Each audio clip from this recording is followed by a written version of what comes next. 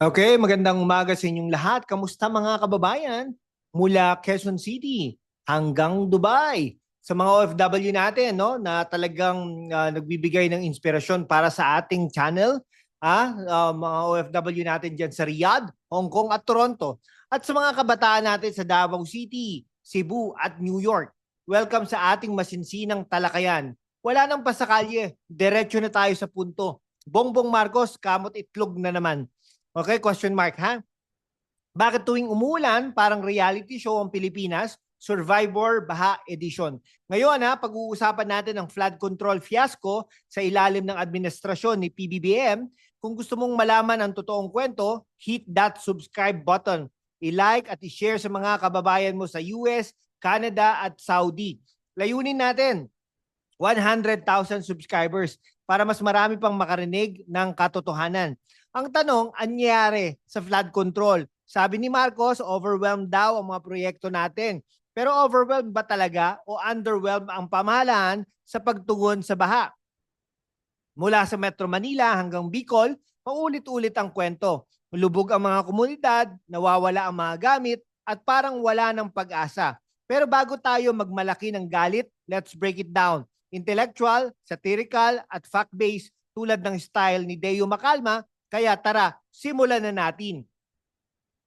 Okay mga kababayan, kung nasa Sydney, Singapore o General Santos ka, i-comment mo sa baba saan ka nanonood at i-share ang video na ito sa mga kaibigan mo sa Japan, Italy at UAE. Mag-super thanks na rin para suportahan ang content natin.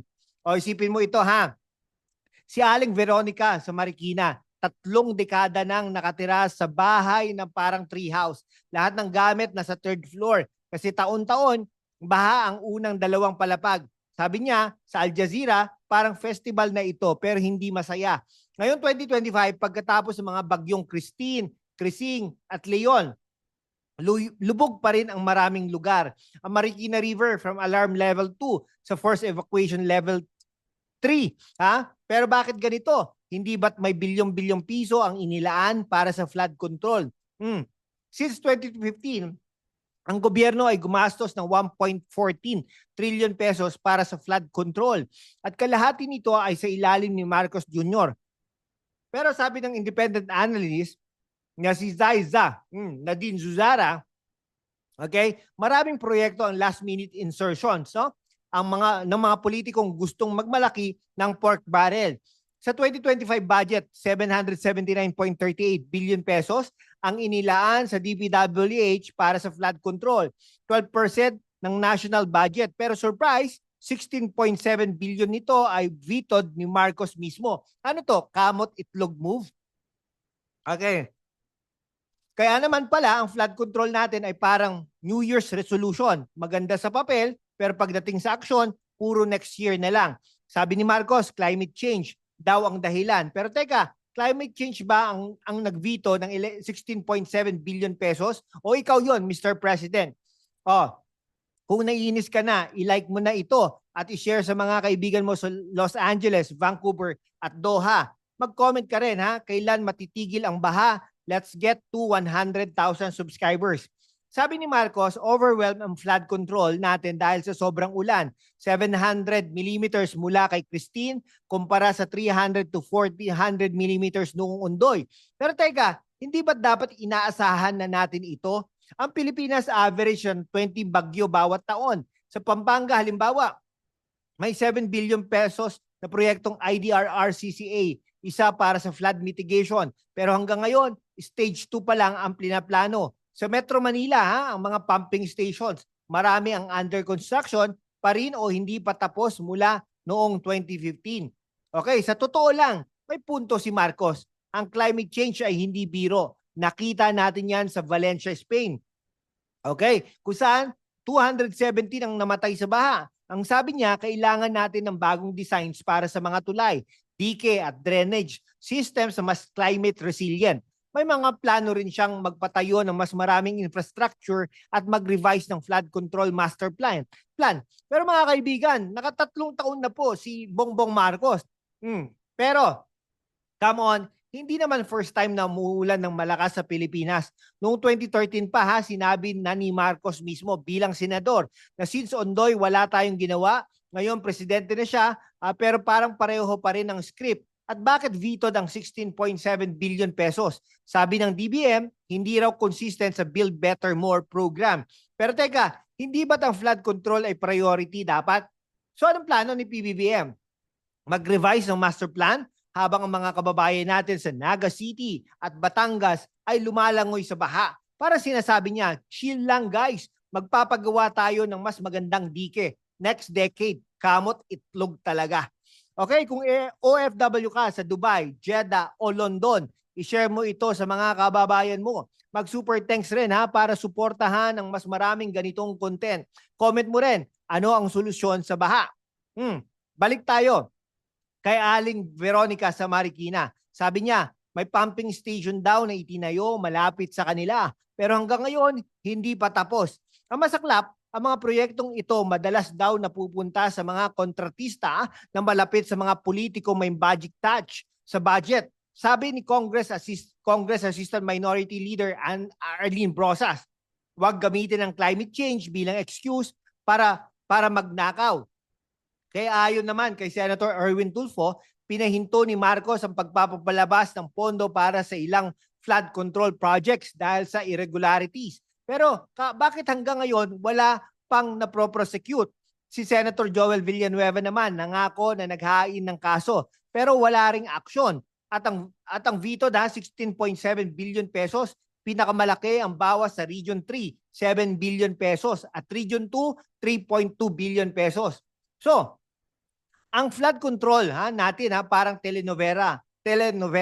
May drama, may pera, pero walang happy ending. Si Marcos parang direktor na laging sinasabi, "Cut, uulitin natin yan." Pero ang tanong, kailan magkakaroon ng aksyon o puro reaction lang talaga? Sa ibang bansa tulad ng Netherlands, kilala sila sa world-class flood control, mga dike at windmills na talagang gumagana. Sa Japan, may underground reservoir para sa baha. Pero sa Pinas, ang reservoir natin, parang yung balde sa bahay ni Aling Veronica, puno agad. Sa mga kababayan natin sa Singapore, Qatar at Australia, i-like at i-share mo ito. Mag-comment ano ang dapat gawin ng gobyerno at mag-super thanks na rin para sa mas maraming ganitong content. Nangangati pa ako. So may mga plano si Marcos tulad ng pag-revise ng Bicol River Basin Development Program at paggamit ng nature-based solutions tulad ng reforestation. Pero sabi ng critics, kailangan ng mas transparent at monitoring at mas mabilis na implementasyon. Ang 1.01 trillion pesos green spending para sa 2025, promising, pero marami dito ay lump sum na walang malinaw na plano. Ang administrasyon ay may mga international partnerships tulad ng sa Korea para sa IDRRCCA project. At least may effort na mag-modernize ng infrastructure, di ba? Okay, pero ang problema, parang laging nasa plano lang. Sabi ni Senator Amy Marcos, 132 billion pesos ang inilaan sa Bicol, pero nasaan na? At bakit laging reactive ang tugon? Pagkatapos ng bagyo, saka lang mag-i-inspeksyon at magbibigay ng relief goods.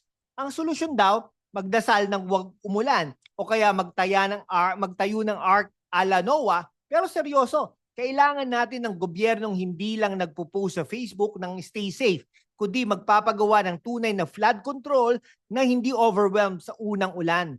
Okay, kung nasa Makati ka, Zamboanga o Calgary ka, i-share mo ito. Mag-comment na rin sino ang may kasalanan sa baha at mag-super thanks para sa mas maraming content. Okay sa mga kabataan natin sa Quezon City, Cebu at Davao, kayo ang hinintay natin. Ang social media ginamit ni Marcos para i-rebrand ang pamilya niya. Kung kaya niyang mag-viral, kaya rin natin. Sa mga OFW sa Dubai, Hong Kong at Sydney, kayo ang lakas natin. Ang pera ninyo ang tumutulong sa ekonomiya, kaya dapat rin marinig ang boses nyo. Ang median age sa Pilipinas ay 25, kaya kayo ang majority. Pero bakit parang wala kayong boses sa politika? Ang mga OFW nagpapadala ng $36 billion taon-taon. Pero ang flood control projects parang hindi kayo priority. Kaya naman, mga kababayan, wag nang magkamot ng itlog. Gamitin ang social media para mag-demand ng accountability. kung kaya ng Marcos Duterte tandem na mag-TikTok, kaya rin natin mag-viral ng petisyon para sa mas magandang flood control. Sa mga kababayan natin sa Las Vegas, Vancouver at Riyadh, isubscribe muna ito, mag-comment paano natin mapapanagot ang gobyerno at mag-super thanks na rin please. So ano ang natutunan natin ha? Ang flood control sa Pilipinas parang pelikulang laging nasa to be continued. Pero seryoso, may mga plano si Marcos, revise the master plan, climate resilient designs at international partnerships. Pero ang problema, puro plano, kulang sa aksyon. Ang 16.7 billion pesos veto ang mga unfinished projects at ang mga paulit-ulit na baha ay nagpapakita na kailangan natin ng mas transparent at mabilis na pamahalaan. Hindi pwedeng kamot-itlog approach. Okay, sa mga kabataan natin at OFWs, kayo ang pag-asa natin. Gamitin ang boses nyo sa social media, sa boto at sa komunidad. Ang baha hindi lang problema ng gobyerno. It's a call for all of us to demand better. Kaya mga kababayan sa Manila, Davao, Hong Kong at Dubai, let's make some noise. Hit that subscribe button mga kaibigan para maabot natin ang 100,000 subscribers. I-like, i-share at mag-comment. Anong dapat natin gawin para matigil ang baha? Mag-super thanks na rin please para suportahan ang content na ito, lalo na kung nasa US, Canada o Saudi ka. Salamat at hanggang sa susunod na video, mabuhay ang Pilipinas!